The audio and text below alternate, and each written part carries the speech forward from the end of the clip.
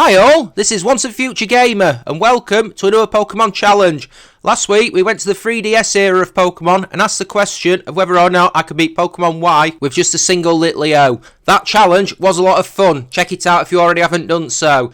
This week though, we're going right back almost to the start. We return to Gen 1 and ask the question of whether or not I can beat Pokemon Yellow with a single Psyduck. Now then, let's talk about Psyduck. This Pokemon was pretty notorious in the early seasons of the anime. It's a mono water type with a Gen 1 base stat total of 255. Remember in Gen 1, special attack and defense were just one soul stat. 255 is the same as Oddish and Abra in that game. It's slightly better than the first form starter Pokemon in the region. It's worse than the other two Pokemon I've taken on Yellow with Cubone on 270 and Eevee on 280. Our stats are all pretty even across the board, 50 in HP, 52 in attack, 48 in defense, 50 in special and 55 in speed. So we're not bad, but we're not particularly great either. So, we're weak to grass and electric, which is gyms 3 and 4. We resist water and fire, gyms 2 and 8 respectively, and also we resist ice, which is one of the Elite 4 members. Our moveset is very unfortunate. Here's the problem. You might think Brock will be easy. Guess again! Until level 28, we only get Scratch as a move. Psyduck in Gen 1 does not learn a stab attack until Hydro Pump at level 52. Confusion at level 36 is probably about the only move we'll get some use out of. And even then, it's not really a premier move as overpowered as Psychic was in Gen 1. Our TM Learn list, though, is pretty solid. We get, to name just a few, Water Gun, Bubble Beam, Surf, all the stab moves. We get good normal moves like Body Slam, Double Edge and Strength. We get fighting moves in Submission and Seismic Toss. We get Dig, we get Ice Beam, we get Blizzard. So that we can definitely work with. I hope you enjoy the challenge. If you do enjoy what you see, then like, comment and subscribe all the way through. Let me know what you're thinking. Predictions about this run then. Oh my word, the start of this game is probably going to be brutal. I can see us getting wrecked by Brock a few times, especially since we don't have anything to stall out Bide with. We'll probably have to be at least level 20 to beat him. Once we start getting good TMs, they shouldn't be too bad. We get enough coverage against most of the main opponents. Lorelei might cause some problems, but we should have enough. I can see the rival being unpleasant though. Just the rules then, they're on the screen throughout. In combat, I can only use Psyduck. Other Pokemon will be needed for HMs but unable to fight. I can only use Pokeballs as items in battle since there's no held items in this gen, but I can heal outside of battle. Last of all, no glitches or exploits. So then, I go off and start the game. Pikachu, the starter of Pokemon Yellow, gets replaced with Psyduck and all that kind of stuff, using the universal Pokemon randomizer. I'm feeling quite mischievous, so when I get my Psyduck from Professor Oak, I nickname it Quaxley, in honour of the upcoming Scarlet and Violet. Anyone else looking forward to these? I know I am. Now, regarding the rival, I'd ideally want him to have Jolteon. That'd be the one capable of inflicting the most damage on us, so I've got to beat him in the lab and on Route 22. The next hardest would be Vaporeon, which he gets if we lose this fight and don't win the one on Route 22, so we'll see how this fight goes. Unfortunately, Eevee is stronger than Psyduck, and although Quaxley puts up a good fight, ultimately, it's to no avail as we go down. It would appear that he's getting Vaporeon then, which might not be that bad. We don't get any grass or electric moves, and it's pretty defensively sound, so it might be quite hard to beat. I go grind. I'm going to have to do a lot of this, so I'm just going to talk for a bit. This is Challenge 31, and if you're watching this, then I hope you've at least checked out some of the other ones I've done. I've taken part in them from Gens 1 through to Gen 6 over the last few months, and it's been an absolute blast. If you've got any suggestions for challenges throughout, there's a comment section down below, and in the description of the video, there's links to my Discord, there's links to my Twitter, where all can be dropped too. Well, we couldn't beat an Eevee that we did neutral damage against. What's the Rock Gym going to be like? I figure I'll go make a first try at level 18 and see what sort of impact we have. Minimal might be my guess really. That Scratch is not going to inflict much damage. I am aware that when we did it at a lower level than expected when we took on Pokemon Red with a single Rhyhorn, we only had Stomp as a move. But Stomp is better than Scratch, and physically, Rhyhorn hits like a truck. Meanwhile, our little feathered headache monster we're using currently doesn't. Mind you, the first attempt isn't that bad to be honest. We don't do bad damage to Geodude, we can hit it hard enough to take it out with 7 scratches. Yep, we've got to hit it 7 times while giving it a similar number of shots against us, meaning that when Onyx comes out, we're already nearly at half health, and we don't do anywhere near as much damage against Onyx. I really like Onyx's Pokemon Yellow Sprite, by the way. We can't stall Bide out because we don't have a non-damaging move, and we get smashed by that move a few times too. When it starts to use Bind, when we're at low health, that's what really seals our fate, because this move is broken AF in Gen 1, and ultimately we go down in glorious defeat. I suppose I need to go grind. I'll try again at level 20. At level 20, I try this again, and this time it goes a lot better. We can 6-hit Geodude rather than 7-hit it, so there's a marked improvement there. Rather than losing half of our health, we only lose a third, and so that's something. It still doesn't matter though, because for all the swinging at Geodude we've done, it's still only the appetizer for Rock Gyarados. When it comes out, it doesn't use Bide throughout the fight, which is a relief. It throws out tackles and binds, right up until we get it to half health, and then it starts spamming Screech, which misses a lot. The one tackle that it throws that does land crits, and in crits, this game, they ignore any sort of buff or debuff. How messed up is that, right? So even though our defense was -2, it does the exact same damage as a crit that it would have done as if it were at normal level. Anyway, Onyx soon goes down, and we get the first badge. In Mount Moon, I go get the Water Gun TM, and now I'm going to bring a very wet death to any rock types that dare to approach me. Wet Death sounds like the name of a band. We've also got that dilemma about the fossil. We take the Helix fossil just in case you were wondering. And then some ruffians come along and immediately try to take it off us. 2 weirdos and a Meowth. Where have I seen people like that before? Anyway, Quaxley wrecks through an Ekans, shooting it down with water gun attacks before doing the same to Meowth. We all know how much cats hate water. And finally, to Coughing, putting it down with the same move. In Cerulean City, I figure I might go make a stab at Misty, just to see how we stack up. I love the colour palette of this city in this game. I think we should resist her stab attacks, so it's just a case of if we can scratch her Starfish to death or not before they kill us. This one is a very weird fight. Staryu doesn't land a blow on us, missing 2 tackles while we free hit it with Scratch. That's strange enough. Starmie, though, for the first half of the fight, doesn't attack. Misty uses an X-Defend and then spams nothing but Harden until we've managed to scratch it down to about half health. When its defense is maxed out, I figure that unless we get a crit, Scratch probably isn't going to do much, and so I switch to Water Gun. 6 of one, half a dozen of another and all that. They're probably not going to do too much in terms of difference. She does start throwing tackles eventually and gets Quaxley down to yellow health, but it's too little too late. If she'd attacked 2 or 3 turns earlier, then I reckon that could have been problematic. As it is, we've got the second badge down. Rival fight on Nugget Bridge then. We've got a score to settle after we lost in the lab and after we ignored him on Route 22. So then, let's go beat him down. This fight is sweet for retribution, as the only one of his Pokemon that lands a blow on us is his Spearow, hitting a crit peck, but we 2-hit it with Water Gun. That Sandshrew has the potential to be annoying, but we take it down with Water Gun. Rattata also goes down to Water Gun. And the EV is last, and we do good damage with each Water Gun. It goes down to 3 of them, only choosing to use Growl twice. So that's a wrap on that fight. 1 to him and 1 to me. Let's see who comes out on top in the end. We get to Vermilion City and head to the SSN, working our way around it and collecting all the items until we get to the captain's cabin and have to fight Rod once again. He doesn't let up, does he? This isn't too long since the last fight, and his levels haven't changed too much. Spearow goes down to a single Water Gun attack from Quaxley. Rattata is dispatched in the same abrupt fashion. Sandshrew doesn't have the chance to put up a fight and also goes down to a single Water Gun before his EV comes out and 2 Water Guns take it out, though it does retaliate with a crit tackle. The next major fight is Electric Gym Leader Surge, and this could be a problem. Mind you, I taught Quaxley Dig, so we do have some small semblance of a counter. I outspeed his mega-powered Raichu on the first turn and have my migrained Mallard use Dig, and he uses an X-Speed before missing Mega Punch thanks to us being underground. Dig, 1 hits him and we get the badge. Moving on. I head through Rock Tunnel for the next instalment of Gen 1 Dungeon shenanigans, joy on that regard, and towards Lavender Town, deciding to head into Pokemon Tower and take on the rival while I'm in town. Of this fight, probably the one that is most deadly is the one that he gets rid of after this.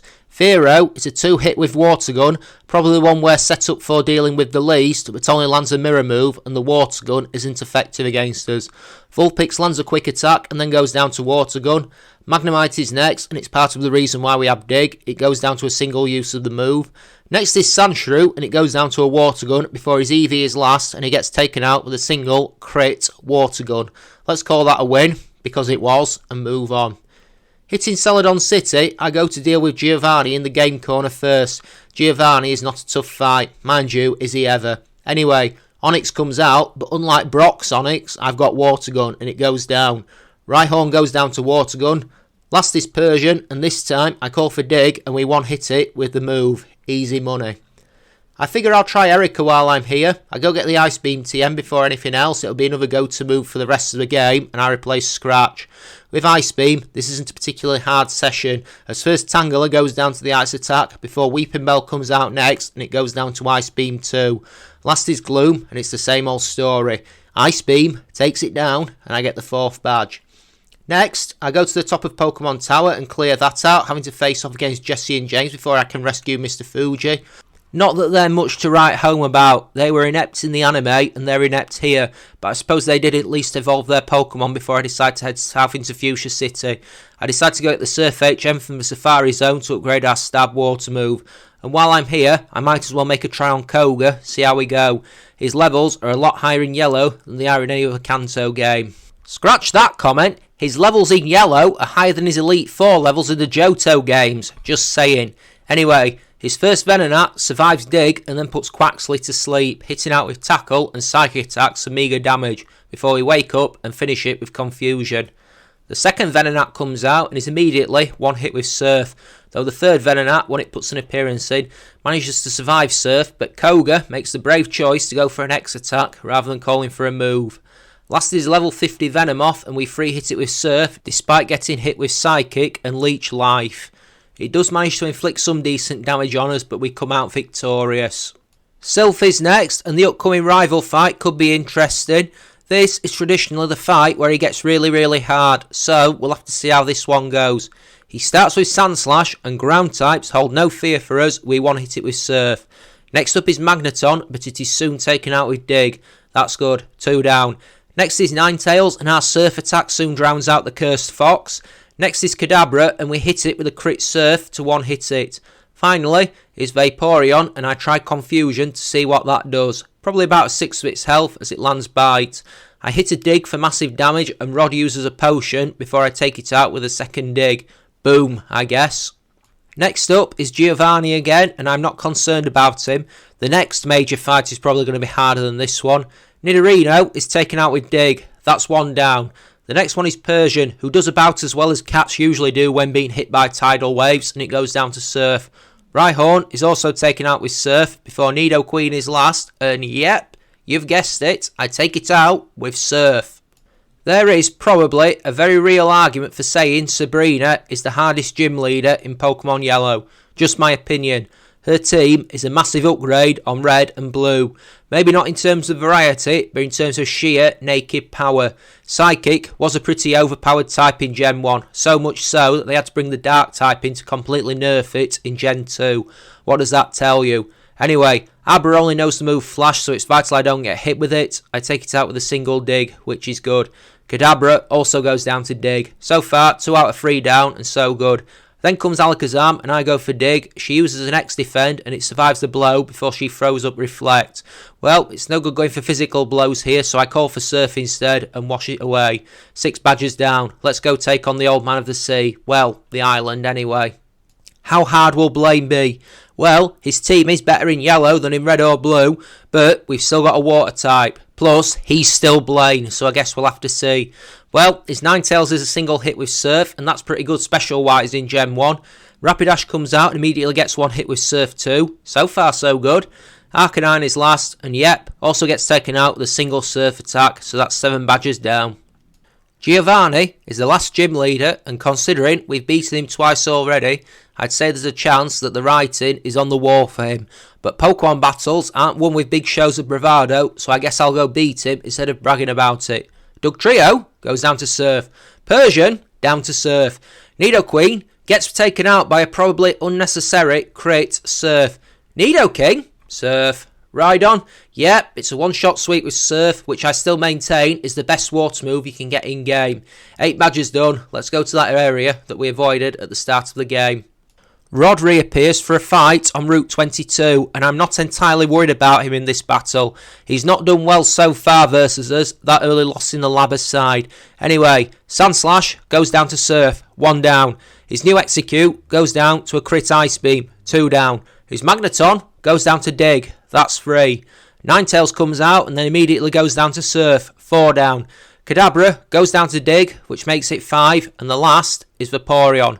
Now, Dig worked well before, but alas, it goes for 3 Acid Arms in quick succession, which makes Dig a non-starter. So instead, I mix up Surf and Ice Beam attacks to hit it with special attacks instead, and eventually it goes down.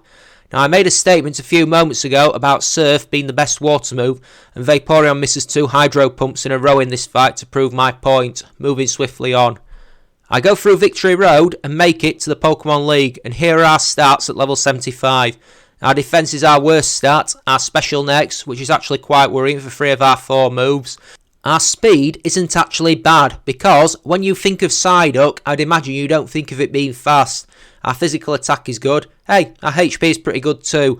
Comments on whether or not you think I can do this right now. Go, say what you think. Lorelei is up first, and I figure that she might be the hardest of the 5 upcoming trainers, given that she'll resist both Surf and Ice Beam. So, it's Dig and Confusion tactics throughout. This fight is a pretty attritional one. I have to very much brute force her. Dugong goes down to Dig and Confusion attacks. It's always a problem trying to overpower that thing. It's tanky and it knows rest, which, very, very annoying. It means you can't status move it. Cloyster goes down to 3 Confusions, missing Supersonic twice. Slowbro comes out and it goes down to 3 Dig attacks, which is pretty bad, but at the same time, it only used Amnesia 3 times, which, in this gen, is the equivalent of using Calm Mind 6 times. If it had tagged us with Psychic, as it tried while we were underground, then that wouldn't have been good. Jinx goes down to 2 Surf attacks, landing Thrash, before we hit Lapras with Dig, and it lands Confuse Ray on us. I managed to finish it off with Confusion, but that could have turned south very quickly indeed. Bruno is next! Please stop laughing at the back of the room. This one goes about as well as you'd expect. Onyx number 1 goes down to Surf before Hitmonchan comes out, and before it can throw a punch, it gets knocked out by Confusion. When Hitmonlee comes out, I also hit it with Confusion to defeat it in 1 hit. Next up is Onyx, who goes down to Surf before Machamp comes out, and I go for Surf, leaving it weak before it lands a crit Karate Chop, and then I finish it with Confusion. Easy peasy lemon squeezy. Agatha is next, and actually, this one could cause potential problems. We saw in the Cubone run that using Dig on her first Gengar is risky, especially when the Golbat is alive, because there's a 7.8125% chance she'll switch out her Pokemon, according to Bulbapedia. Plus, Gengar, no substitute, which is annoying with Dig. We 2-hit the first Gengar with Surf, but get hit by Confuse Ray.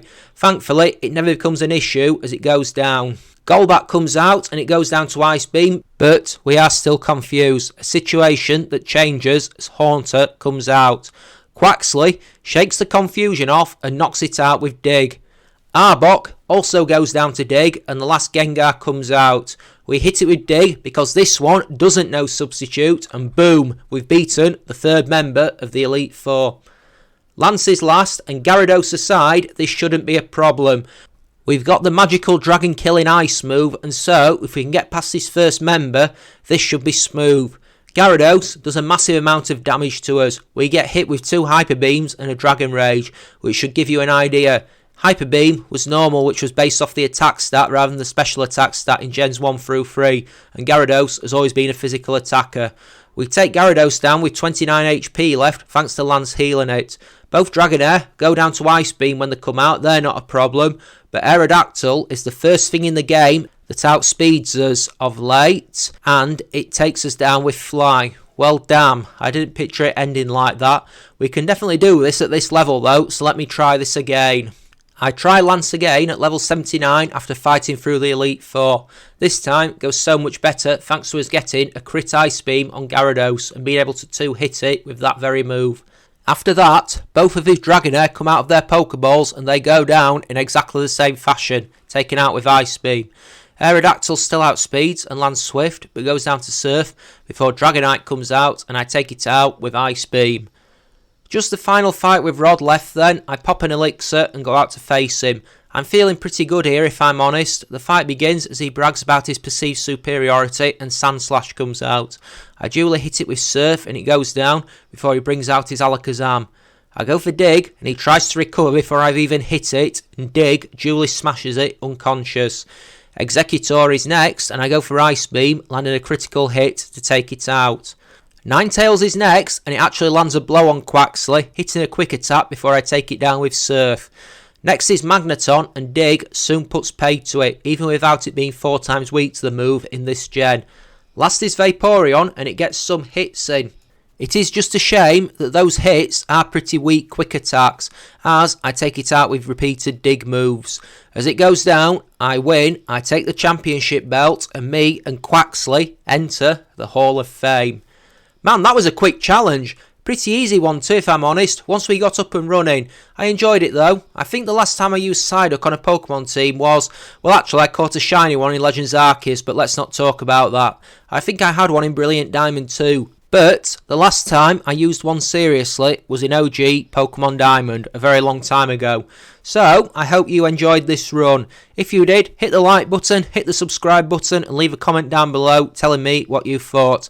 I can't ask this enough because I'm just starting out as a YouTuber. I've been going for 6 months and I'm really enjoying it. Help me get big and you can brag you were there at the start. If you want to suggest any future challenges, there's the comment section and the description to this video. There's the links to my Twitter and my Discord where this can also be done. Next week, we're going back to Gen 2 and going for a lot worse Pokemon as I answer the question of whether or not I can beat Pokemon Silver with a single Sentret. That one is surely going to be interesting. It usually is whenever a regional rodent is involved. Until that next time, I guess I'll bid you goodbye. This has been Once a Future Gamer playing Pokemon Yellow with a single Psyduck. Until next time, take care and stay cool. Bye bye now.